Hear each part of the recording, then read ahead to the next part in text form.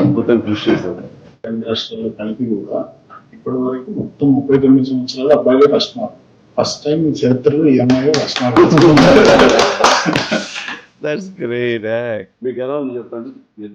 Sir ఎప్పుడో చిన్న cinema చూసి పెరిగిన వాళ్ళం సార్. ఫాదర్ మోటివేట్ చేయడం కోసం చెప్పేసి నువ్వు బాగా చదువు అన్న, మళ్ళీ మనకి ఏప్రిల్ మే ఎగ్జామ్స్ ఉంటాయి కదా, దాంట్లో ఏదో ఒక ఎగ్జామ్ మంచి టాప్ మార్క్స్ తెచ్చుకుంటే నువ్వు కంపల్సరీగా మనందరికి ఇన్స్పిరేషన్ చిరంజీవి గారి దగ్గరికి వెళ్దాం, మనం బ్లెస్సింగ్స్ తీసుకుందాం మోటివేట్ చేయడం జరిగింది. ఇప్పుడు నెక్స్ట్ ఏం చేయాలి అనేది పాప? బీటెక్ తో పాటు సివిల్స్ కి ప్రిపేర్ అవ్వడం అనుకుంటున్నాను.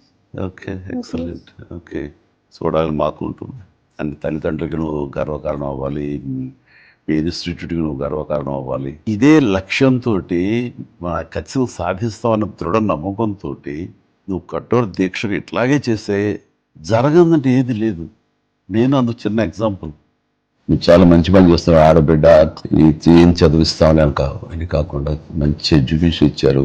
ఎప్పుడు ఏ అవసరం వచ్చినా సరే మీ బ్రదర్ని అనుకున్నాం, మీ ఇంటి పెద్దను అనుకున్నాం, నా దగ్గర అడగటానికి ఏమీ సంకోచించక్కర్లేదు.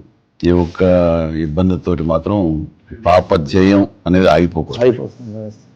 సో తనలో నేను అమ్మాయి ఒక ఐఏఎస్ ఆఫీసర్ అయితే చూడాలని మాకు ఉంటుంది. రావాలి అని తల్లిదండ్రులకి నువ్వు గర్వకారణం అవ్వాలి.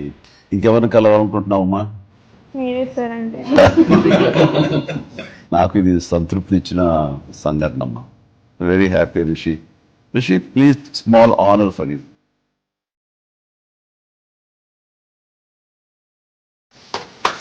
Right.